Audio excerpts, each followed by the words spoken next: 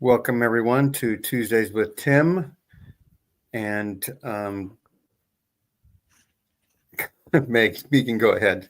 I forgot what I did. Welcome everyone to the Midlife Revolution. I'm a guest tonight on Latter Daily Digest, where we're going to unpack some deconstruction ideas when leaving high demand religion, specifically the Mormon Church, but I think it applies to a lot of high demand religions as well. I meant to do this. Gene is in charge of the media. Yeah, I'm in charge of the media, and just barely. And welcome to Tim as well. That's right. We're in Tim's living room, and we're waiting for other people to join. We're not sure if who else is going to join us tonight. I guess in a little bit I'll put in a link for other people to join.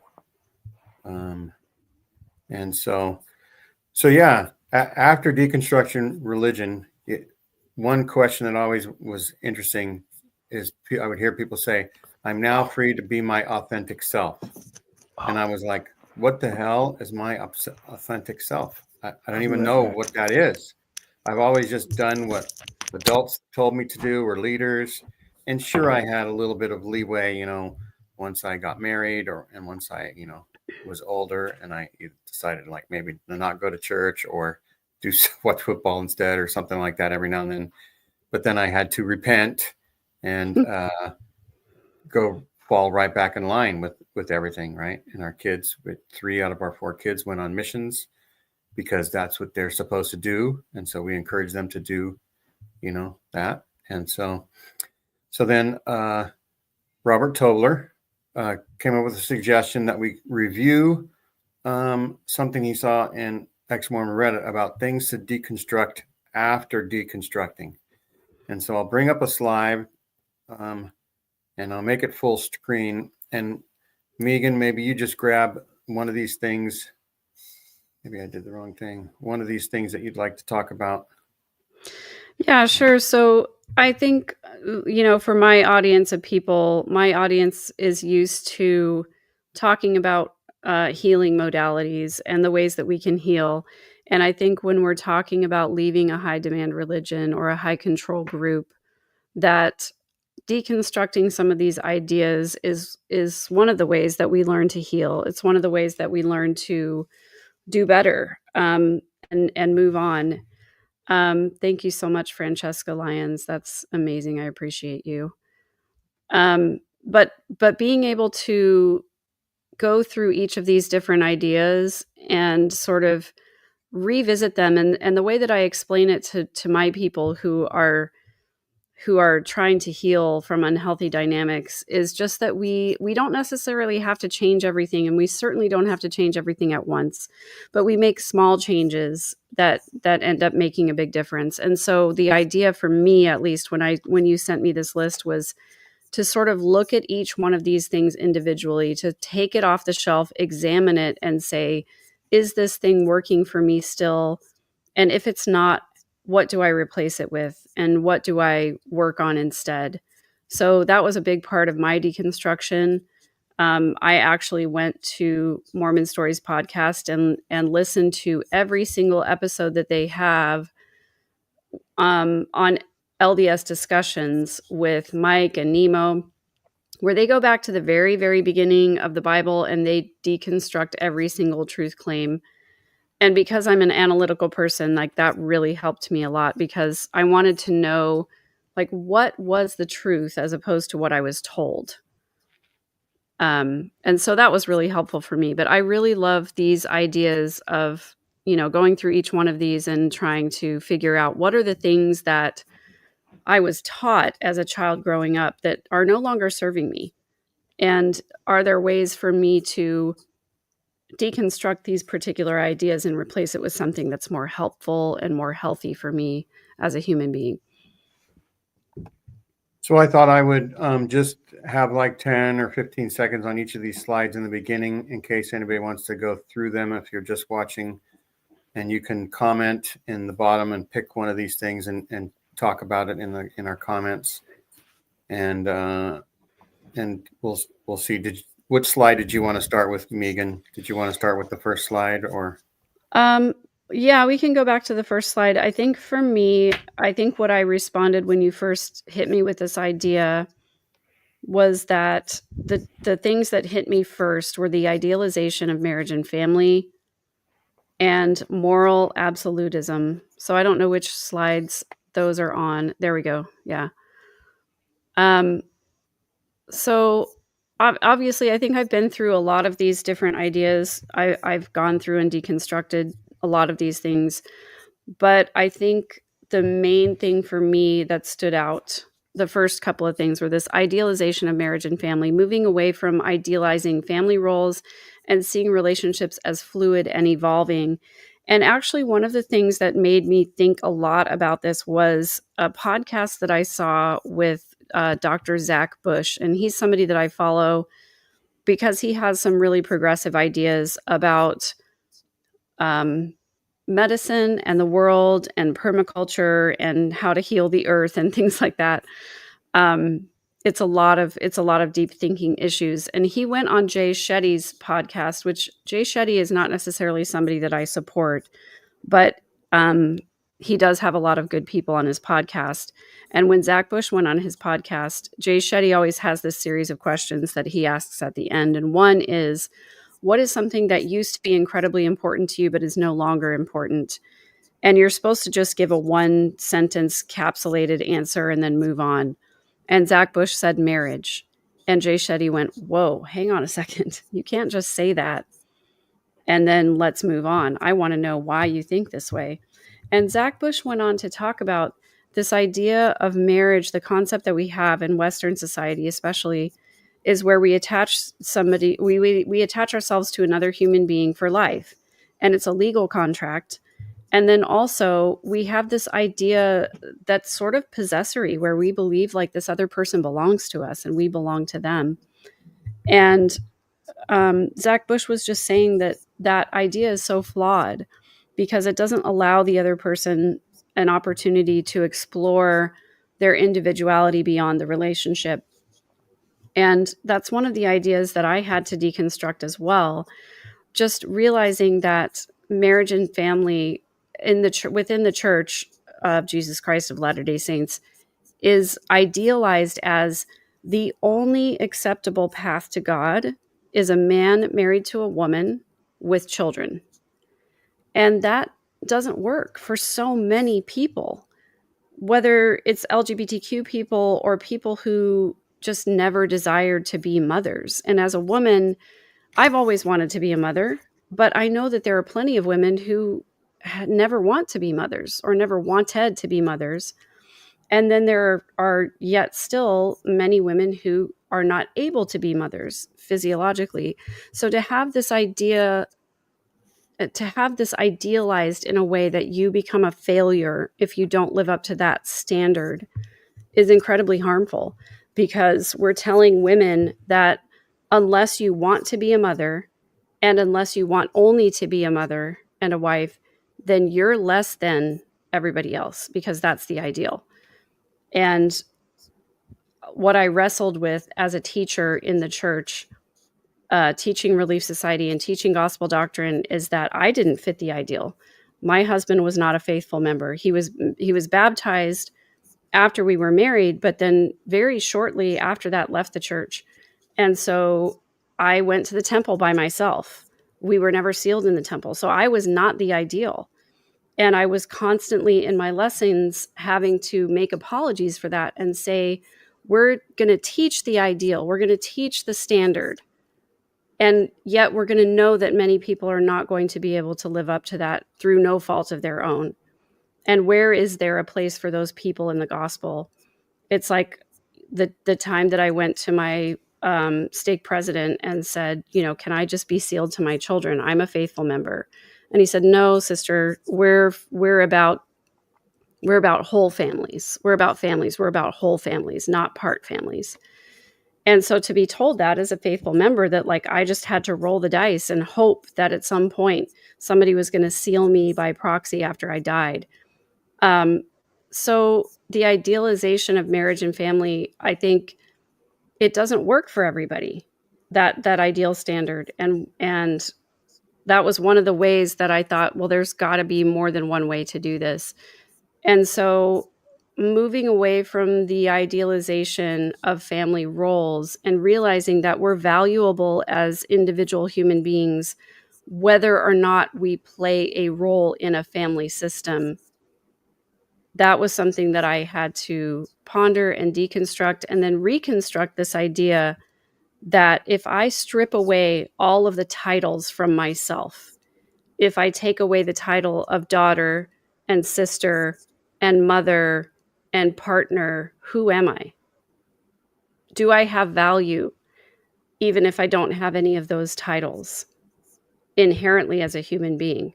And so the idea that I reconstructed after leaving the faith was that, yes, I am inherently valuable as a human being, even if I don't bear any of those titles that are specific to marriage and family. That, yes, I have things to contribute, even if I'm not a mother, even if I'm not a wife, even if I leave my family or my family leaves me, I still have value to contribute and I can still validate myself as a whole and important and valuable human being, even if all of the titles of family roles are stripped away from me. That's right. And along with the spiritual exclusivity and those things, that there's moral absolutism. But part of moral absolutism is also like being special. We know everything, right? We have the answers. And so,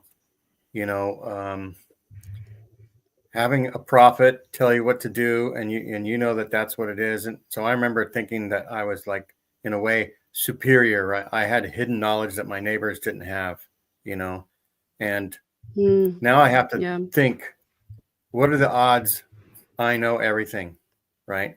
Not much. We all feel like we know a lot, but we need to be more like sponges and try to, think, rationally and logically and accept new ideas and things like that. Tim, were any of these things interesting to you? Yes. Did you want to talk about any of them?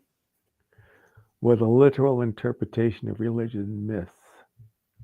I Okay. think everybody should read Campbell's Hero with a Thousand Faces Yes. and Roger Walsh's The Spirit of Shamanism, and for women who run with the wolves, to understand the hero's journey. When I started to study the hero's journey, and I realized it was everywhere in every myth, from Greek and Homeric hymns all the way through the Bible, that it was borrowed and there are so many things ingrained we in don't even every. need to have be literal, right? We have Yes. Aesop's fables and we learn things. Yes. We have Brer Rabbit, right? I love that Right. story. Every story Jesus said was a myth, was a parable, was a made up story that we could learn something from. And yet all of a sudden we have to believe in all the stories that are constructed around religion. Like there was a flood and there was Jesus, died on the third day and was resurrected. And maybe those are all just myths too, right? We have to think about all those things. I think that was one of the things that I came back around to after I did my deconstruction, because for a long time, I think I was angry about the fact that I was led to believe that all of this was literal and it was to be taken literal. And, now with the gospel topics essays, it's almost like they're moving away from literality. And I felt I felt angry about that because I felt duped. I was taught that it was literal, and now it seems like they're teaching people that it's not. But what I ended up coming back to after processing all of my anger about that is that there just because something is true doesn't mean that it's not valuable. I think what's Correct. harmful is when we are made to believe that it's only valuable if it's true.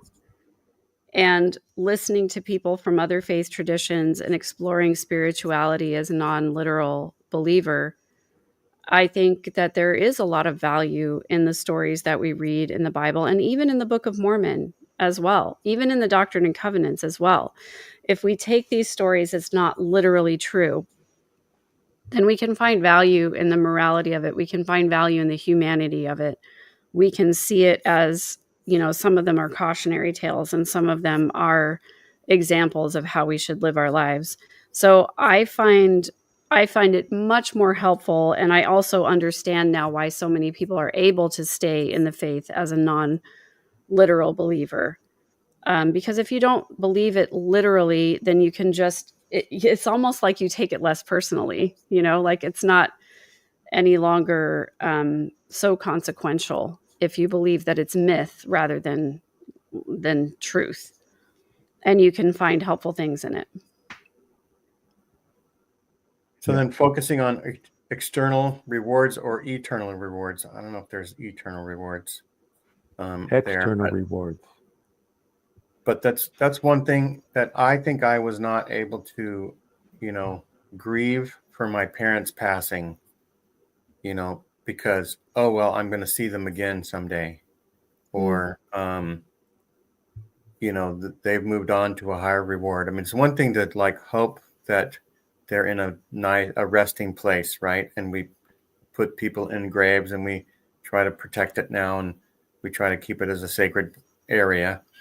But it's another thing to sort of just whisk on by the fact that, you just lost a loved one, and you should grieve. You should experience those things.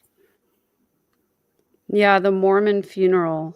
I always had such a hard time with that because we don't focus in the Mormon church on the individual who has died. We focus on the doctrine of the idea that we're going to see them again. We focus on where we came from, why we're here, and where we're going. We don't really grieve the person who died, because the story and the myth is that we're going to see that person again. And so we delay the grieving process. We definitely set the grieving process aside, which I don't think is healthy. I think Not that at it's all. really necessary for us to ask the question, how would I feel if I knew that I was never going to see this person again? Or if I had no idea, if I wasn't sure.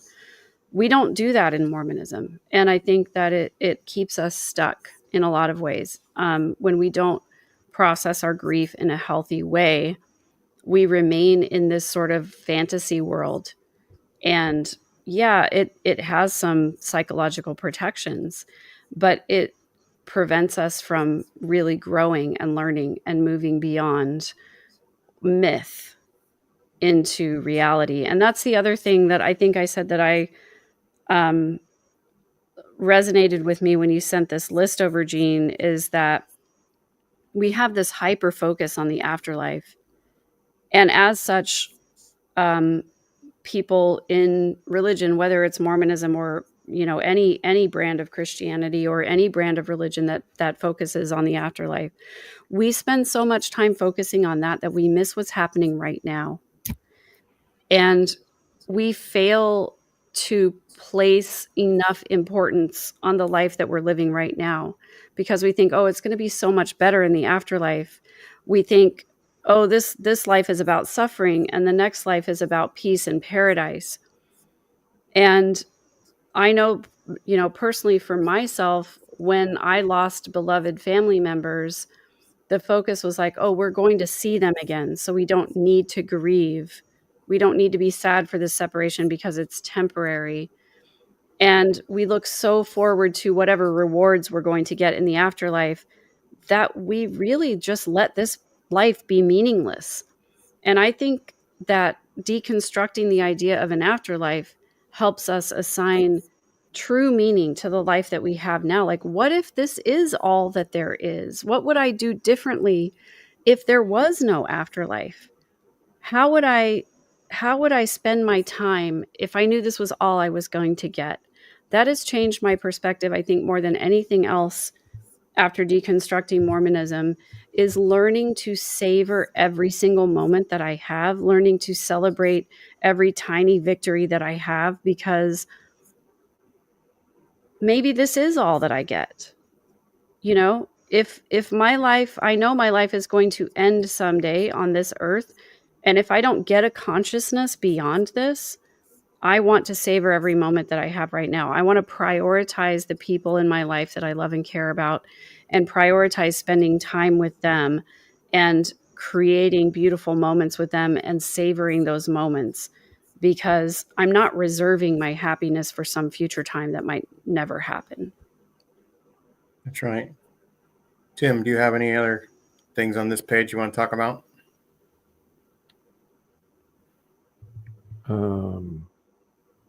Well, fear-based obedience. When people are I think it's motivated Santa. Okay, yeah, Santa Claus. Right. Fear doesn't work. Well, it got half the country to vote for somebody. Not for long-term growth as a human being. No. Fear does not work for long-term growth. It stifles people's lives. It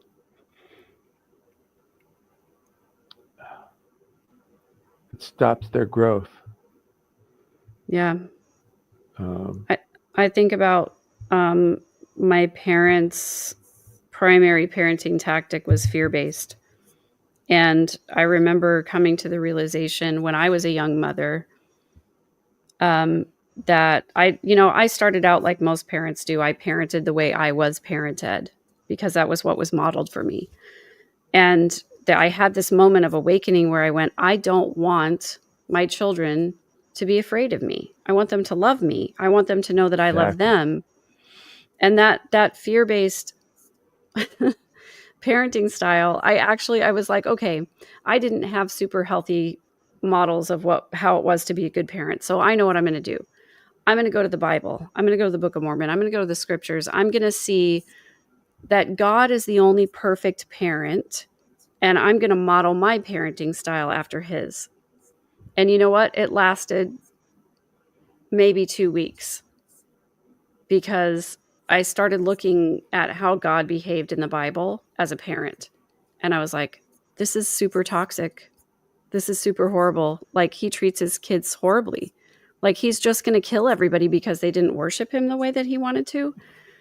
I had a super hard time with it. And I continued to stay in the church for a long time after that. And I just went, well, maybe I just don't understand the Bible correctly. And maybe I just don't understand parenting correctly. But, that fear-based obedience. It's absentee parents, right? It's like, I'm going to leave a note and I'm going to leave for 7,000 years, and you guys follow whatever I say on the note. Yeah. And it's also this idea that, like, okay, I taught you the rules. Now I'm going to leave, and I'm going to see whether or not you obey the rules when I'm gone. And whoever doesn't is going to hell. Yeah, exactly. Because it was like, the idea of that, like, war in heaven and whatever, where it was like, oh, God wanted to see if he put us on earth and we were not right there next to him, if we would actually obey him. And so it's this ridiculous shit test. It's like, I'm going to go away and see if you actually do what I told you to do. And then if you don't, we're never going to be together again. I don't want you in my presence. If you're not going to do what I say when I'm gone, then I don't want you around. That's right. Moving to the next page. Tim, have you ever meditated? Yes, every day.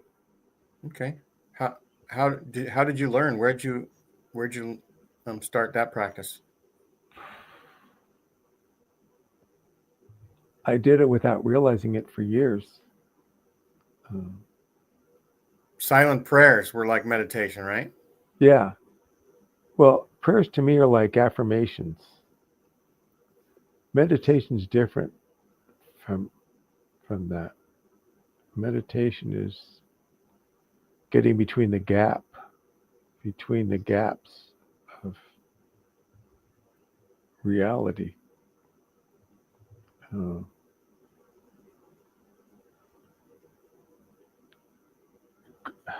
hard to explain. Going to a place that everything is everywhere all at once. But when I really get deep into meditation, I can see the beginning from the end sometimes. Clears your head. Clears my head. Yeah. See things a lot clearer. I was looking at a Stanford professor's podcast. I've gone some pretty wild places in meditation. And I wish I had a link to the Stanford professor's podcast, but he talks about how you can meditate for different reasons. You can meditate for different times. You can be walking and meditating, for whatever, you're trying to do. Megan, do you have any resources? Yeah, I mean, I just tell the people on my channel that meditation is just a fancy word for thinking. It's just focused thinking, and people are like, "Oh, I'm so bad at meditating because my thoughts wander," blah blah blah. But that's what meditation is. I think it's more about just getting quiet with yourself and allowing yourself to sit in silence and just allow your thoughts to form. And to, if you want to meditate on a specific topic, I think that's fine. But I think meditation is also just noticing your thoughts as they come up, and notice how you feel about your thoughts. And just being observant about what's happening in your body and what's happening in your mind. And I always used to do this meditation, and it sort of alludes to what I was talking about earlier. Like, if I strip away all these titles, who am I? And so I had this meditation all the time where I would say, who am I? And I would imagine myself out of my body. I would imagine myself looking at myself meditating in my room. And I would zoom out from my little house where I have my little people and I have my little ideas and my little life. And I would look at my neighborhood, and then I would look at my city, and then I would look at my state, and then I would look at the country, and then I would zoom all the way out and look at the world. And I would think to myself, who am I in the context of this world and this universe? And I would remind myself that I'm made of stardust. We all are made of stardust. We literally all are made of the same particles of matter that have existed for eternity before we came to this world. And I realized that because I'm made of stardust, and so is every other person on the planet, that I'm connected to every other person on the planet who has ever lived or who ever will live. And so who am I? I'm a part of the human family. And when I see myself that way, zoomed out from the entirety of the world and as a part of the universe, I feel like I belong to the universe. I belong to the human family. And then I can zoom back into my little corner of the world and say, because I'm connected to the universe and because I'm connected to the human family, I can bring that connectedness into my little world and show up as a human being who cares about humanity and who helps other people care about humanity and who helps other people connect with humanity. So when I meditate, I try to think about who I am and what I can contribute to the human family. And I don't really shame myself for my thoughts wandering and not being able to stick to one particular topic. I just let thoughts exist and come and notice them and notice how I feel about them. And I think if for anybody who struggles with meditation or who struggles with thinking that they have to pray to someone or to some higher power, what I learned in the church is that all of those spiritual feelings that I had, all of those confirmations of burning feelings, that was me. That was my intuition telling me what was right and what was real and what was true. And so I don't pray to anyone. I just allow my intuition to guide me to the things that resonate with me and to the things that I feel are important and valuable. Do you ever wonder or think about where those thoughts come from and why they're there? Yeah, so I mean, I think about consciousness, and I think about the collective conscious, and I think about the idea that we're all connected as human beings. And I have no idea if there is a higher power or a deity of any kind. I have no idea if that's real or not. Um, what I hope is maybe a childlike wish that the God that I believed in when I was in Mormonism, that there was a divine creator who deeply cared about each of us and knew us individually and allowed us to have experiences that helped us to learn the great truths of the universe. And I don't know if that being exists or not. I hope that there's a being like that. I hope that there is a designer. There's some evidence that points to that, but I have no idea if that's true or not. And so in the absence of evidence and logic that leads me to that conclusion, I have to act as if I have an innate knowing within me. And whether that came from a God or whether that just is who I am, I have to act as if I already know all of the things that I need to know. It's just a matter of awakening that knowing within me and following that true self, that truest version of myself. Right. And one thing on this page, the hierarchy of suffering and blessings, the idea that you're being punished because you're not following, some rules, or that your neighbor is being blessed because they're better than you are, or something like that. It's good to deconstruct that and just know that life happens. And on to your thought about everything was, from within. We are also inputting lots of things subconsciously that we don't know. We're subconsciously maybe remembering teachings, remembering interactions with people that we've had in the last week or month or year. And so I think that sometimes when we do think of somebody and call them up and see how they're doing, and it turns out to be a good time, is just your inner self remembering that you have connections with people. And it could be just the law of large numbers. Like you have thousands of contacts, thousands of seconds during the day. And at some point you're going to talk to somebody, and there's a good chance, since we're human beings, we could use help, right? So no matter what, whenever you call somebody, a lot of times, unless they're super busy, that it's going to be good, right? I'll move on to the next slide. Missionary zeal. I remember when I hit like 30, 35 years old, I just didn't want to tell people about the church because they all seemed happier than I was. Trying to, Interesting. do the hamster wheel, right? I was like on the hamster wheel. They looked like they were taking care of their business better than I was. Why would I want to change them, right? And so I lost my missionary zeal about 25 years ago. Yeah. Tim, I want to hear what you think about what Jean was saying. You commented interesting. I want to hear your take on it. Well, the only time I had real missionary zeal was on my mission.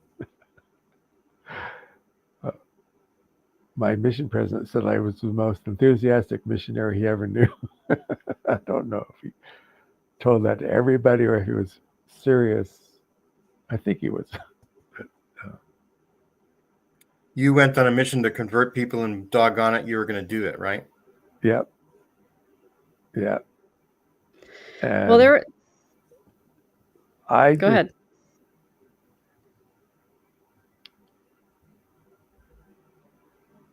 I never wanted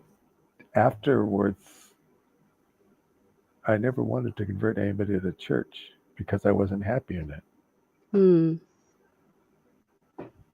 Yeah, it's kind of hard to sell that if you're not experiencing the promised blessings, right? Right. I mean, I did my flict and I did my home teaching and stuff. But it was always a duty. It wasn't fun to go help somebody move in and out. And it wasn't fun to go to the cannery, or it wasn't fun to go pick peaches, you know. It was all laborious stuff. That's probably why religion was sports to me when I was a teenager. We got to play, right, for the church Right. teams. And so that's where I really liked it a lot. Um, Yeah. Megan, I was just going to say my ward was hyper focused on missionary work. It turned out we had a ward that had a large number of converts. We were doing around 30 baptisms a year, which I understand is remarkable within the church. I was a ward missionary during this time, and we had a bishop who was, hyper focused on missionary work. And so we had probably 8 of us that were ward missionaries, and we were working all the time, teaching lessons all the time to these new converts. And I remember in particular one person in our ward who was always trying to get us to just have a gospel conversation. She would say, create an opportunity, open the door, talk to somebody in line at the grocery store, and, ask them, "Whoa, I see you're buying stuff to make cookies. Do you make cookies with your kids at home?" Open the door to talk about their family, and then talk about how grateful that you are, that that families can be together forever. So it's like she was always trying to get us to have these gospel conversations, and none of us were full-time missionaries. We were all just regular members of the church. And so for me personally, I always had this focus, and my kids would invite their friends to church. My oldest daughter, 3 of her friends got baptized during the time that she was a teenager in high school, because she was constantly inviting her friends to church. And her friends would come to our house, and they would feel this sense of belonging, and they would think, this is what I wish I had at my home. And so they would get baptized. So, so like that was a hyper focus for me and my family. But one of the things I loved the most when I left the church was being able to accept other people's ideas about religion and spirituality as valid, rather than just dismissing it because I believed I had a better idea, because See, I had the best idea. That's how I grew up. Going to my friends' churches were just as valid as mine. Yeah. You know. Yeah, and this powerless says something feels icky about talking church in the grocery store. Yeah, it's super icky. Yeah. The idea that we think we know better than somebody else does about what's right for their family, and so we're going to try to bring it up, quote unquote, casually in a grocery store conversation where we're trying to impose our beliefs on other people, rather than saying, what are you doing that's working with your family? Where are the places where you're finding success and happiness in your family, rather than telling them, I know what's best for you and your family. Gross. Hated it. Very gross. I'd never do that. Because when I was on my mission, when you're tracting. You know, you leave people alone on the street. You don't bug them. You don't bug them on the bus. You know, and missionaries would do that, but I figure, you know, if you're on the bus, you're going somewhere. If you're walking, you want to be left alone. You don't want to be intruded upon. Yeah, and it's kind of how I feel about privacy. Yes, exactly. And it's how I feel about sales too. Like for me personally, if I want to know more about a product or a service, I'm going to go ask the person who's marketing that product or service. I really don't want you to come up to me and tell me what pest control is best for my house, or what alarm system, or what solar system, or any of that. Please don't come to my door unless you're a Girl Scout.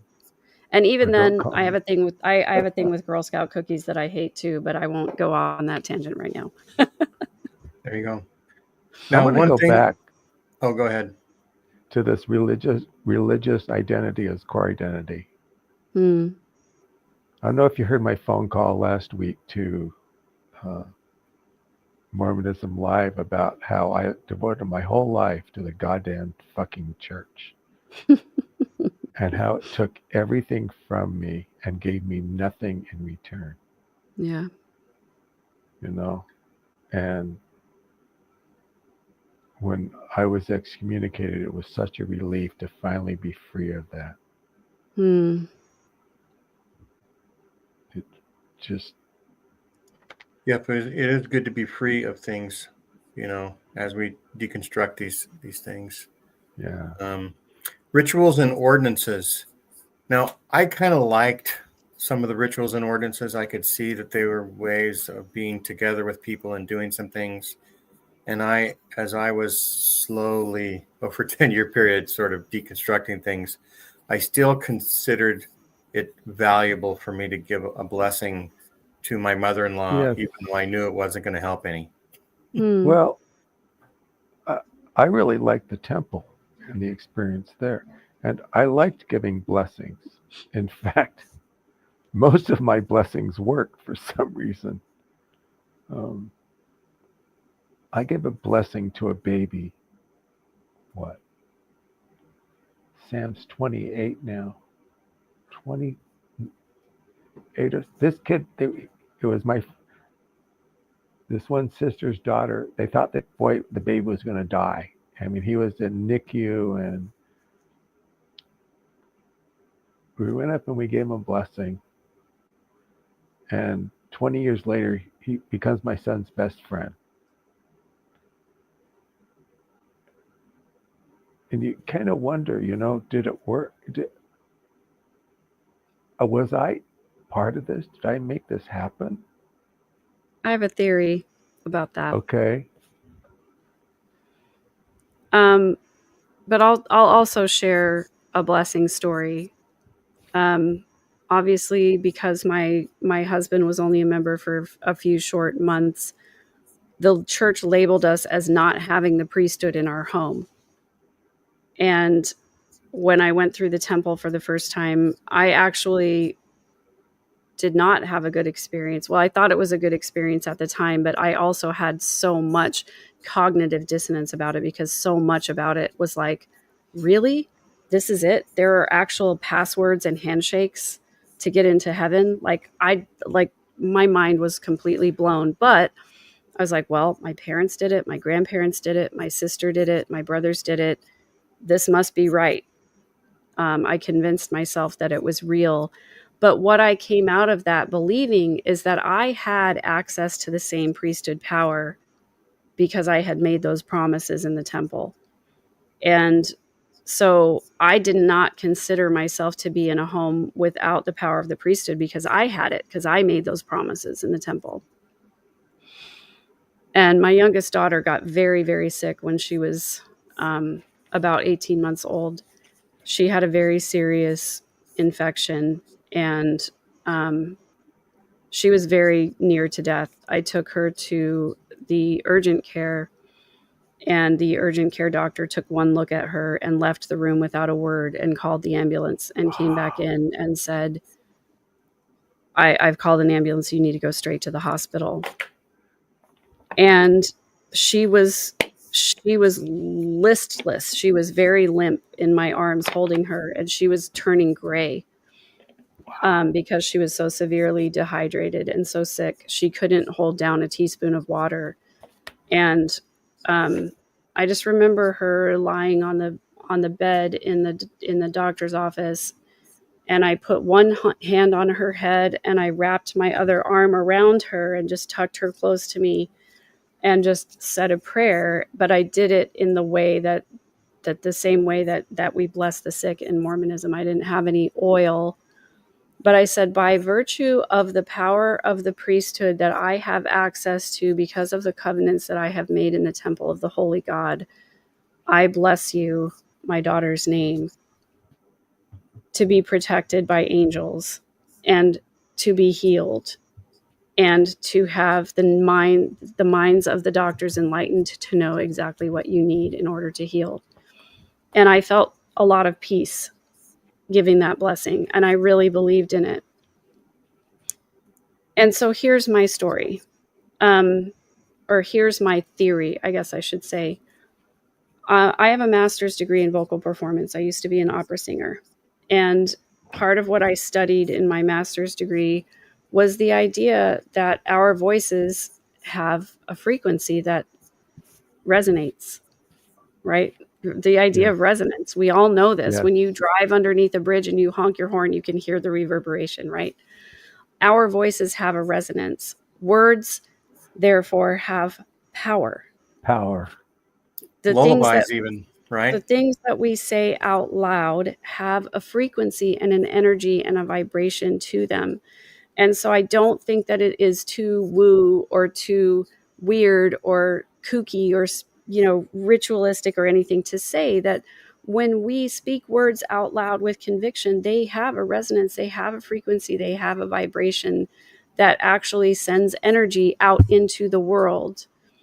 And so I think that there is something behind belief. There's something behind the idea of believing in the healing power and those kinds of energies. And I don't think that it has to be tied to a religion. I don't think it has to be tied Not at to all. anything like that. But I think that the words that we say do have meaning and power and value and energy to them. And that's why it hurts so much when somebody that you love speaks in a harsh manner to you. It hits you because it has energy and weight to it. And that's why it feels so good when someone you love and care about expresses love and concern for you verbally. Those words have an energy that also sits with you and resonates with you. And I believe very, very much in that, untied to any kind of religious ideal. Yeah. Anything on this page that you remember reading about? Well, authority of Scripture, viewing them as real.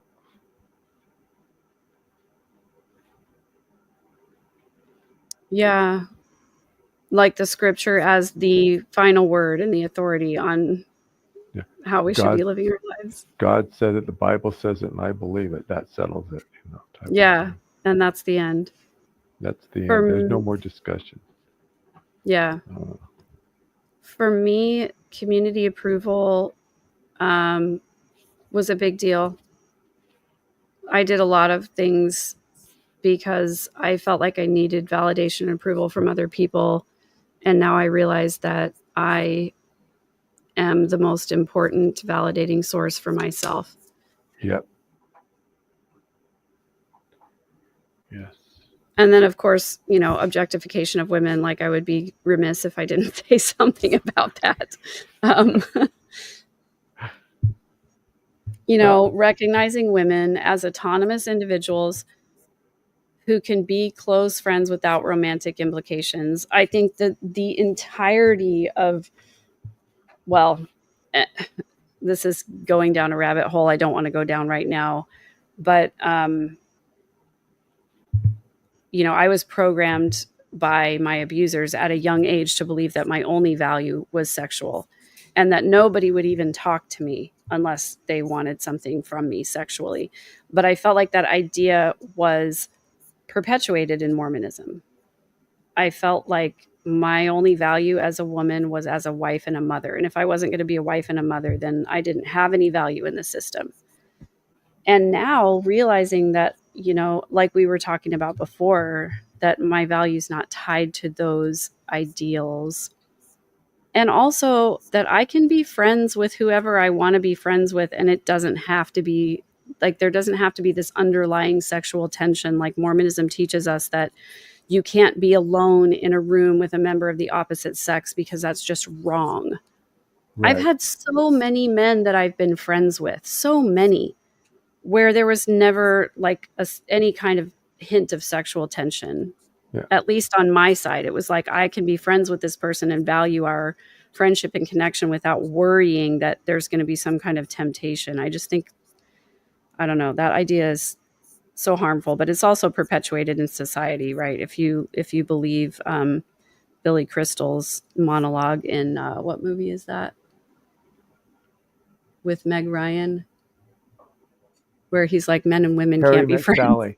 When Harry met Sally. Yeah, I have a lot of female friends, and there's nothing there but friendship. Yeah. So it can happen. Yeah. Yeah, I just want to address really quick, Diamond Dave. It's one of those nights where I think it's Giving Tuesday and a lot of people are doing lives right now for donations. We got Mormon Stories, Hidden True Crime, Web Sleuths are all on right now. And that's like probably at least 2/3 of my audience. So it's okay. I'm good with this little group of people. And I think lots of people are going to see it in the, on the rewatch crew. So Yeah. I'm just glad we're having this conversation because I think it's so important. Yeah, I just, I was never somebody that didn't think that women didn't have anything to offer other than, making babies or anything My like mother that. was the perfect example of that. She was a feminist. She probably will never, well, she's gone now, but she would probably never admit it. But my mother was a feminist in the best way she could be in her generation. I mean, she was primary president for years, and she would call single women with children to be teachers to give them an opportunity to serve. And the only thing, sometimes they were just there when we had our primary was Wednesday afternoon, and they were there Wednesday afternoon teaching those children. They may not be there Sunday, but at least they were there contributing, and they felt valued and needed. Yeah. And I really admire that about my mother. But I would still say that the Mormon upbringing, I would hear other people say that they would put women on a pedestal, and I'd say, well, why would you do that? Yeah, why would you do that? I had 3 sisters. I'm the only boy. I my sister said I used to fight all the time. So. But it's still, my feminist leanings were, tamped down a little bit, but I was able to break out once I realized that the race and the temple blessings was just because of prejudice. That it's sexism that where women don't have equal say in church leadership, and so I did everything but join ordained women. But from then on, I've been mostly, at least an advocate and an ally, as much as I can. Yeah. And so even starting my channel was based on getting, Maven Brody's voice out there more. And so anyway, and I did, lots of women are doing their own little podcast now. And I've had quite a few women doing their own content creation in one form or another come on my show. And, I just appreciate all that women are offering these days. And I'm kind of sad in society that somehow, people couldn't pull the trigger to vote for a woman, it seemed like, at the very end. So someday I hope that society will grow. Yeah, I appreciate you, Gene, and I appreciate you having so many women creators on your channel and being supported that way.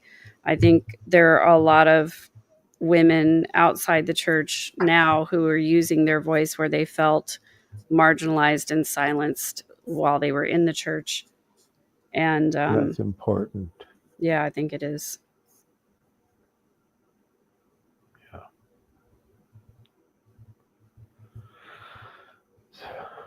Also, I mean, modesty culture, I do have to just say about modesty culture, I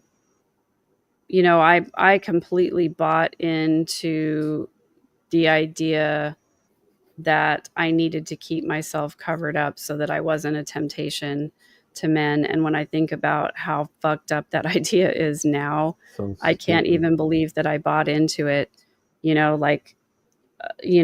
Men are responsible for their own thoughts and feelings. It has nothing to do with what I do. Like, it's not my responsibility to do anything to try to influence the thoughts and feelings of other people. But it did take me a really long time before I felt comfortable, dressing the way that I wanted to dress, like wearing things without sleeves. I remember telling my bishop when I went to get my temple recommend, when I went through the temple for the first time and I got temple garments, I remember like being proud of the fact that I didn't really have anything in my wardrobe that wouldn't accommodate temple garments, because I always acted as if I was going to, have that modesty ideal or whatever. And I remember being so uncomfortable. Just, I would go to the store and I would see something that I liked and I'd be like, "Oh, that's so cute." And it would look so cute on me, but I can't buy it because I know it's not going to be, it's not going to cover my garments. And there were so many times when I was wearing something that was like just covering enough, and I would spend so much time adjusting my posture and my clothing just to make sure that nobody was seeing my garments. And Wow. I was so uncomfortable in my own skin, in my own body, feeling like I had to make sure everything was covered all the time.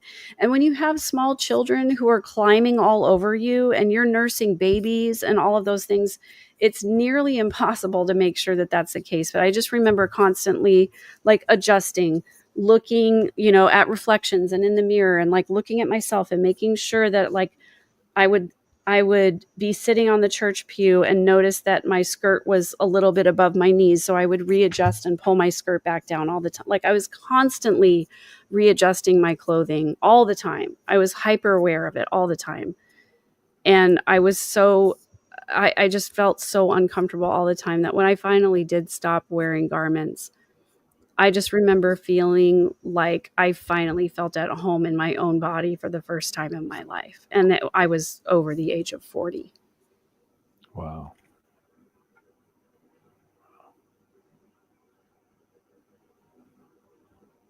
What about the modesty culture? The modesty culture of what, teaching women that their bodies are shameful and that they need to be covered, or just the culture of modest is hottest. So to me, deconstructing allowed me to appreciate sex workers, right? They're trying to make a living. They're Yeah. just doing, you know, people prostitute themselves to sell garbage to, people at Costco. You know what I mean? There's all kinds of Yeah. selling yourself to do something you wouldn't maybe otherwise do except for money. And so why not allow sex workers, the same opportunity to do stuff like that? And but at the same time, it's we Yeah. are built almost identical, right? That we are 99.99% equal, right? Uh, It's just Mhm. hormones pour over and different changes that have happened in the womb, and that's the only thing that created differences. And so, allows me to think of women as being able to, whatever their body is, doesn't really matter. They could be partners with me and Yeah. doing whatever, because Yeah. there And doesn't have to be anything like that. all of the shame around sex and sexuality, all of the shame around body autonomy, I think is one of the first things that I deconstructed. Um, just the idea that sex and sexuality is shameful if it's anywhere outside of marriage between a man and a woman. Um, and being bisexual myself, I had to deny that part of myself. I had to pretend it didn't exist. I was like, well, thank goodness I'm bisexual and not a lesbian, because as long as I choose to be with man, I'm still acceptable in the culture, right? But then that left a whole part of me completely unexplored because I felt so ashamed of it. And being able to be outside of the church, and I think what opened my eyes the most was I was listening to a podcast by Dr. Ramani, who's one of the leading experts on narcissism and narcissistic traits and behavior. um, Being able to listen to her talk about a person who knows that they're a narcissist and knows that they don't have the ability to authentically connect with other human beings, knows that they're going to do damage in a relationship with somebody, and so chooses not to be married, but still wants that human connection, that sexual connection, and so chose to be with sex workers to fulfill that part of themselves. And I remember thinking oh my gosh, that's so incredibly healthy for someone to be self-aware enough to know that if they tried to have a normal, quote unquote, regular relationship with someone, they know they're a narcissist. They know that they're going to harm this person emotionally. And so what they choose to do instead is to have connections with sex workers so that they still get their physical needs met, but that they're not harming someone emotionally. I was like mind blown. Like, how amazing. Thank you. I'm so glad that there is a resource and an outlet for that person. Whereas when I was in the church, I was like, well, that's just wrong. Like, you should just pray harder and not be a narcissist. And now you have OnlyFans where Yeah. women can do all kinds of things. Yep. They get, and it's still prostitution, except there's no physical connection. They watch the woman do her thing or the guy do his thing, and it fulfills somebody somehow. Yeah, and I mean, it's to answer this question from non-anonymous, to fulfill oneself. I mean, we all have physical needs. We all have emotional needs. We all have physical desires. We all have emotional desires. So, getting your needs met should not be a shameful thing, So we whether have it's brother physical needs or emotional needs. Yes. Brother Jones from where are you now? Jones. Brother Jones. I'm in the sleepy town of Vientiane. That's what foreigners call it, Laos. It's really called Vientiane, Laos. Oh, you're in Laos. I'm in Laos Awesome. today. Was there any of these things that you wanted to talk about, Brother Jones, at all? About deconstructing these different subjects? No, I will say that I'm visiting a friend here who we have long conversations about all this. He deconstructed as well. I won't say too much more, but I'm trying to look at your list on the screen. I'm just on a phone and my connection is kind of poor. Religious guilt for desires. Yeah. These are all salient issues that we deal with. I won't say too much because my connection's poor, and I may not stay on too long. But it's good to see you guys. Thanks for dropping in. Good to see you. Glad you're here. Yes. Hi, Diamond Dave. Hello. Diamond Dave's been following the conversation. So these are things, like it's one thing to deconstruct the religious aspects of what you've been taught, but there's all kinds of things that sort of influence your life. And somebody had come up with a list of other things, And is there anything that you saw that you wanted to comment about? I'm just kind of vibing for now. Just vibing? Yeah, I mean, I don't know. Like, I'm kind of weighing it all in because we had a off-air conversation about what deconstruction means, and I mean, I don't know if I like that term personally. Of course, it means different things to different people too. Same thing with the I don't know, the concept of a high demand religion, you know what I mean? So I can definitely understand why for some people a lot of this would be considered high demand. And then in other, not even just religions, but cultures, just the cultural aspects of living in different parts of the world are more rigid than what I've seen in the LDS church, and it's just the norm. So I think it's subjective, and I think every individual just needs to really reflect on where they're at, where they want to be, and what direction their personal moral compass is pointing, as opposed to making lists of things, in my opinion. Right. There seems to be like an emphasis on like a gospel of obedience now. And I was talking with somebody in the FLDS and listening also to other podcasts. And there was something that Warren Jeffs would say is like, pretend that I have you on a leash that's only as strong as a hair on someone's head. And so you have to, in order to not break my leadership, you have to realize that you have to do all the following, sort of, instead of that, instead of it being a hard leash, that drags people kicking and screaming places, you're sort of taught that your obedience is what is going to get you into heaven. And so you have to obey us. And so they sort of do the rewards system, the heavenly rewards, as a way of controlling people.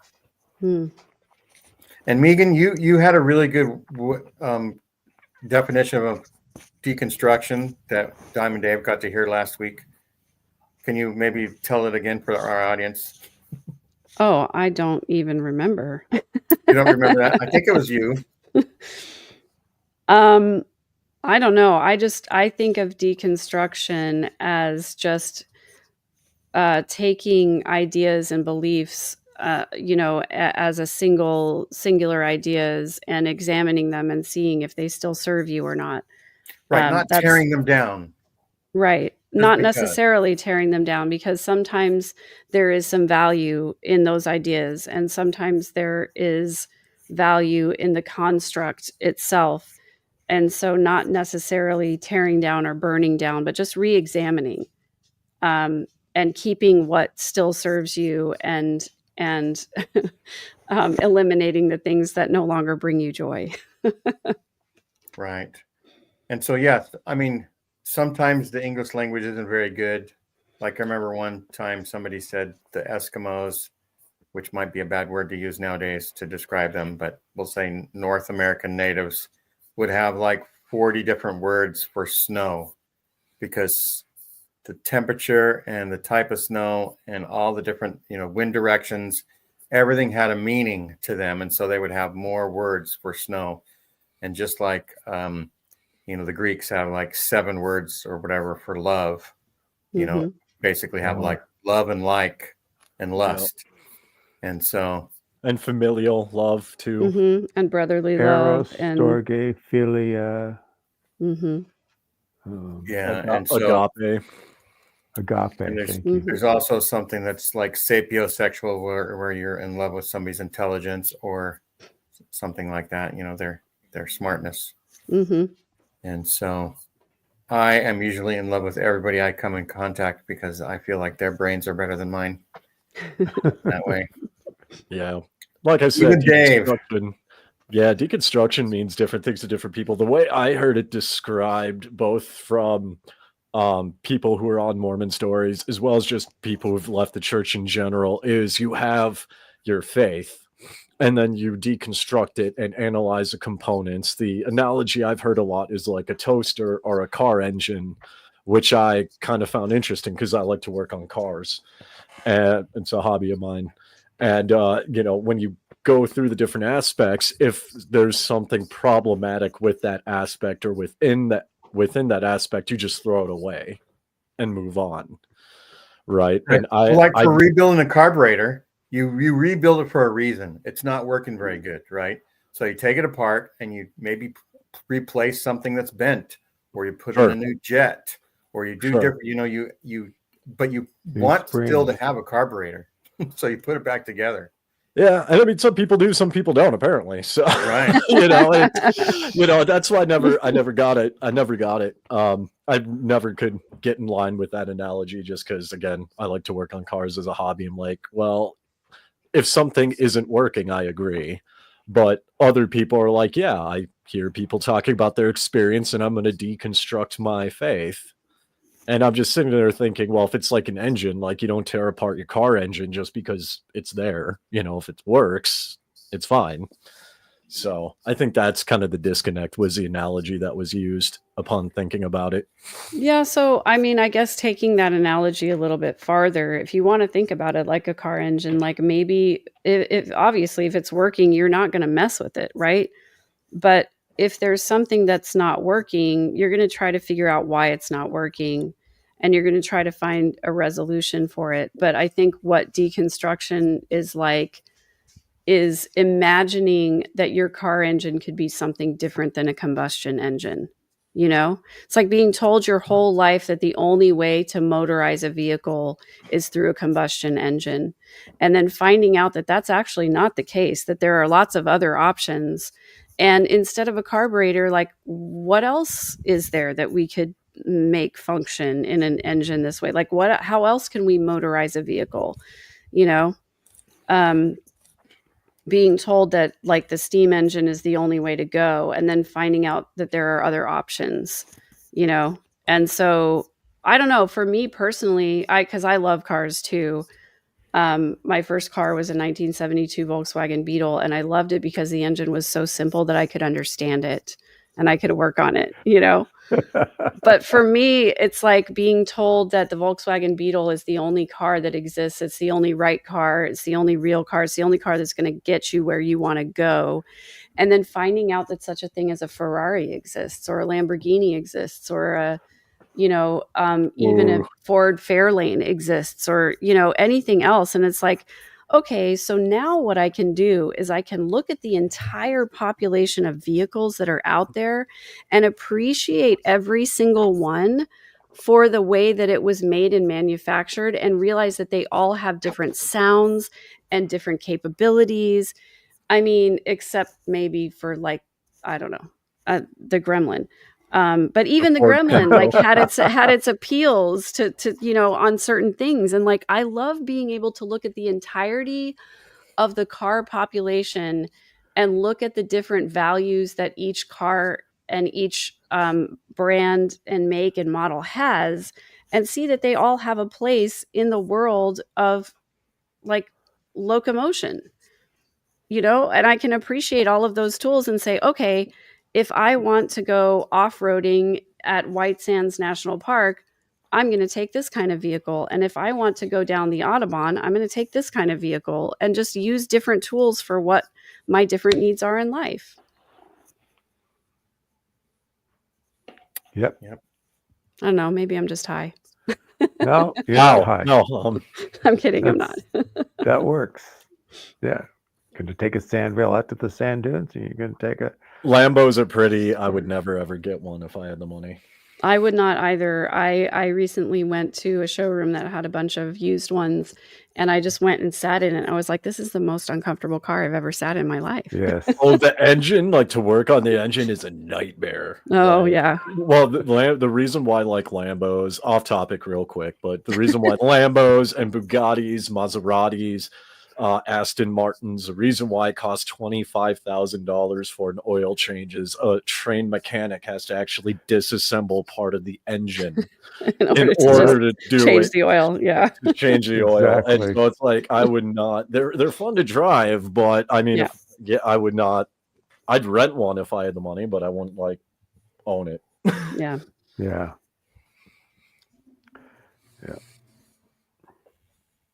So anyhow, does anybody have any last comments about deconstructing after religion? There's one thing I did point out in the chat, and I guess this is kind of from a religious angle, but I mentioned earlier that I think it's odd that, like, in my anecdotal experience in Mormonism and listening to women talk about their experience when it comes to modesty, it seems really, really dimensional, or one-dimensional specifically, where it's like it's clothing, and that's it. Like, modesty is based around the clothing. Men, okay, just cover your garments and you're good. Women don't exist, basically. Just don't, because you can't. Right? But I mean, coming from my background, it's modesty is more than just how you dress. It's how you speak. It's how you speak to other people. There's an aspect of humility. There's who you associate with, right? Not people who are flaunty or over the top, unless you're that way. Even flaunting wealth, like tipping can be seen as a flaunt of wealth. Like, oh, I have more money than you, so here you go, look at me, right? So modesty is more from the angle of like humility, and yeah, clothing is one aspect to it, but it's not like the sole focus of it. And in other cultures where less clothing is worn just due to heat and whatever, you can still technically be seen as modest, not wearing, you know, the LDS garments and the equivalent clothing in America, right? You could still be as modest if your behavior matches. So I never understood why it was just so one-dimensional Mormonism. Yeah, but I think that I was taught about modesty not in dress, but not only in dress, but also in behavior, in comportment, in relating with other people. What I was always taught was not to call attention to myself, and this is still an idea that I it still hurts my brain to think about. But there was particularly a song that went, the lyrics went, "I want to be a window to his love." So basically the idea was like, when people look at me, they don't see me, they actually see the Savior instead. So I am to disappear and to be someone who represents Jesus Christ so well that when people look at me, they actually think of Jesus Christ. Yeah, And that, we were taught to be a mirror. yes, and that I am not to call attention to myself as a human being. So modesty, yes, in dress, but also like own a modest car, own a modest home, speak modestly. Don't try to appear too self-important. Don't say things that aggrandize yourself as an individual thinker, Oh. but say things that point to the Savior, basically. So it was all encompassing to me. Modesty was, but the focus was definitely on like covering up your body. Interesting. Yeah, that's. But it was also to like, just don't be an individual, blend in, be the same as everyone else, so that you're not, so you don't stand out in any way. Lockstep. They all want everybody in lockstep. Yeah, Okay. they want Wow. everybody to be the same because they're easier to control that way. Yep. Yeah, that's definitely an interesting dynamic, because it seems to be more extreme than some other cultures that are considered extreme in America. Because It's becoming more and more extreme now as it dies and gets smaller and smaller. It's becoming more and more extreme, and yeah, and I mean, telling people that only listen to us, don't listen to anybody else. Mm-hmm. Yeah, I'm wondering if a lot of that too is like it's international expansion, because I know I talked with Colby about this on Radio Free Mormon, but he explained it to me, and I still can't help but think that part of why the church is becoming that way is because, I mean, look at where they're expanding. They're expanding into the Middle East. They're expanding into Africa. They're trying to get into India with little success, not really. They're trying to get into China, right? Like these are very, very socially conservative cultures that monitor the situation. So I don't know. Well, they're jettisoning so many teachings and so many cultural things. Yeah, it's almost accepted by them. Yeah, it's almost like what makes Mormonism unique. If it's not acceptable in that culture, then we're going to adjust it. And I think we're seeing a lot of bending of boundaries and rules, and like fundamental. I mean, I don't mean fundamental in the bad way. I mean fundamental, like the things that I was taught growing up were anti-Mormon lies are now what's being published in the gospel topic essays. And that's why they excommunicated me for telling the truth and all those things in the gospel topic essays now. Yeah, exactly. And it's like, no, they're not anti-Mormon lies anymore. Actually, we accept this as our truth. But it's like, well, because people called us out on it. And so now it's like going into these other countries. Oh, your culture doesn't like this idea. Well, actually, we're going to just adjust it. It means this other thing now, you know? Yeah, to me, that was a really, really big red flag, because if you look at other religions or other cultures who engage in even just extreme behavior, they don't adjust when they come to America. They just double down and say, "This is my culture. What are you going to do about it?" Right. And I kind of expected when I first joined and I was in, and people were explaining kind of this is how the church functions and how the state functions, and this is what missionaries do in other countries. I thought, okay, there's going to be a same or similar approach, but instead, India is a great example. Every member is a missionary and called to proselyte, except in India, because you'll get arrested as it violates anti-conversion laws. Right. So it's like, well, wait a second, like you're, I mean, if this is the one true church and this is what you're commanded to do or what you're called to do by the prophet, should you not do it anyway and accept the consequences? Just like, I don't know, Hindus in Bangladesh or Muslims in America, like why are you the only one trying to change your perception? Mm-hmm. And that was one of the things that I actually appreciated about the church when I believed it was true when they behaved this way, was that Mormonism knew, like, we knew that we were peculiar and we were unapologetic about it. It was like, we know we don't fit with society. We know that other people don't understand things like polygamy, but we believe that God told us that this is the way we're supposed to behave. And so we're not going to apologize for it. You know, I'm sorry if you don't like it, but it's also turns out pretty bigoted and harmful and dismissive of other people's needs and ideas. And I don't know, super complicated from that standpoint. Yes.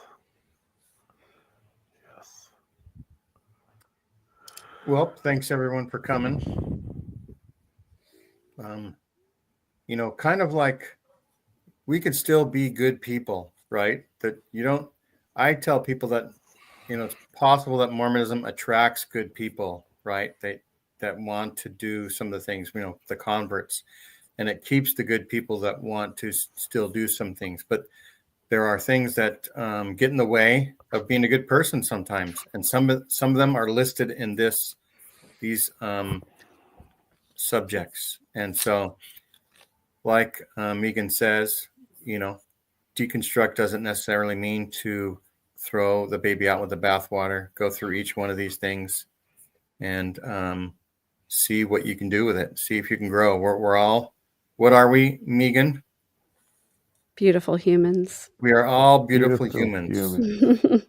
And so, also of the idea that I love too is just that the Ernest Hemingway quote where he says, "Now that you know you don't have to be perfect, you can be good."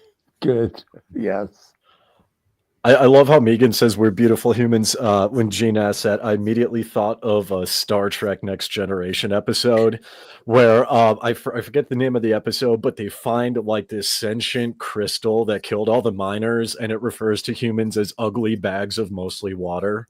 And that's yeah. That's what my answer was going to be. We're all ugly bags of mostly water. Oh, well, and if you ask Britt Hartley, we're just meat suits flying on a rock through space. So I like meat suits as well. You know, meat bags, bags. Yeah. My geography teacher said we're bags of water on a calcified frame. Yep. Okay. It's pretty true. It's humbling. Probably another time, MB and Elidor. They're asking how I joined the church, but I think Gene is wrapping up. You know, right. Diamond, and Gene doesn't want Diamond Dave to stay on this chat on this broadcast right now because Gene wants to do a "Who the hell is Diamond Dave" episode someday. Right? Nah, I'm not going to do one of those. I don't have the energy to do a full interview like that. I think we should talk about one more topic, though. Yes, What's please, Tim. Let's do it. Idealization of marriage and family. Here's a church that claims to worship the family and puts it on a pedestal. Yet, when there is abuse in the family, what's the first thing they do? Call the hotline. Which are attorneys.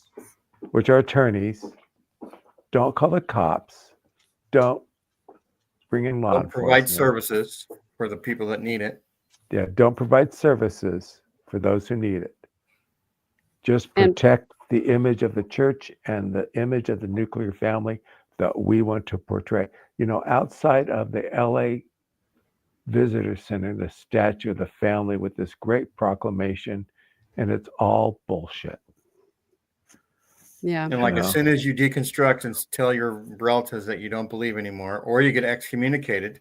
Tim, did you have people lose connection with you in your family because you got excommunicated? Well, my daughter won't talk to me. My oldest Mm. daughter has my three grandsons. She won't talk to me. Because you're an Mm. anti now, right? Yeah. But Yeah. the whole church in the last 20 years is sort of anti to the church that we knew when we were kids. All the service Yeah. I gave them, everything I did, you know, once they kicked me out, it didn't mean anything. Yeah. It was meaningless. I mean, when your bishop and somebody else goes off the stand at the beginning of fast testimony meeting and tell you you're not welcome in any LDS chapel ever again, those were their words. Mm. You know, So much for the lost sheep. You.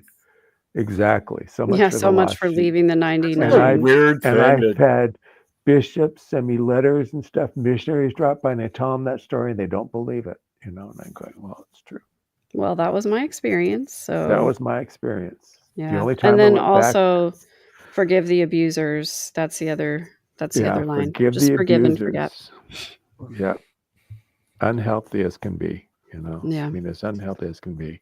It's like a weird thing, in my opinion, to be like disowned for, because that's essentially what it is, right? And I mean, sure, there are people that, in my opinion, should be excommunicated, and there have been like abusers and murderers and things like that. But like, to have family cut you off for something like that to me is just wild. Like, it's wild that Tim could be excommunicated for sharing truthful documents. I mean, yeah, it's just the whole thing. It's just that breaks my brain. Like, they followed me for 10 years on the internet. From Genie to AOL, you know, and then somebody finally said, we need to do something about this guy. There you go. Yeah, that's like wild. I can't even think of like a religious basis for that. Like, looking at it from a religious lens, like there's no religious law I'm familiar with that would justify that. So that would be out of order. Just to throw that out there. I'm just like, wait a second, hold on. Yeah, it's stunning to me how many times you can look at the behavior of the leaders of the Mormon Church and just so clearly see how far away they are from the teachings of the person who is named in their title. I mean, I had two bishops warn me, you know, and I said, I do what I do, you know, and yeah. Right. So anyhow, we are trying to, if anybody has family members that, you know, shun them or whatever, or if you know somebody that is shunning somebody, if you are aware of that, maybe you can give them a gentle hint. There, just like there's bishop roulette, there's also family roulette. I mean, yeah, my mother-in-law knows that, you know, why we don't go. She let her daughter, my wife, explain to her what all that is that Michelle saw that was wrong with the church. Now, she still thinks that, my mother-in-law still thinks that the church is good, even if there are some failings. But she says if the prophet says move to Missouri, she's not going to do it. If she's ever thinks about polygamy, she thinks that God never wanted Joseph Smith to do polygamy, right? To her, that always looks like a sin, right? And so there are people who are, you know, cafeteria Mormons, but everybody is. Everybody's a cafeteria everything, no matter what. Yep. And we're just trying to say, we don't have all the answers, but here's some things to think about. Here's some things that, you know, take things that Megan and Tim and Diamond and sometimes me, sometimes things that I said tonight, and just think about it, right? Not necessarily take it for gospel. You do not have to follow all of our commands in order to keep on watching our shows. Other advice is available. That's yes, right. other advice is available and valid. And valid. So Yeah. thanks everyone for watching. If you can, look at these things, and if there's something you want to comment below, try to comment and use full sentences. Sometimes I hate when people just say, "Oh, Megan was wrong." Wrong about what? About what? Please, About please what? tell me. I want to know. Or stuff like that. So I'm happy thanks to for be proved watching. wrong. Like and subscribe. Do all the Donate things. money. Yeah, donate money. It's Giving Tuesday, apparently. Donate I don't know money. what that is, but give money anyway. Give money to somebody somewhere, right? Somehow. All right. Yeah. Have a good rest of the year. Bye-bye. Good night, everybody. Have a good night.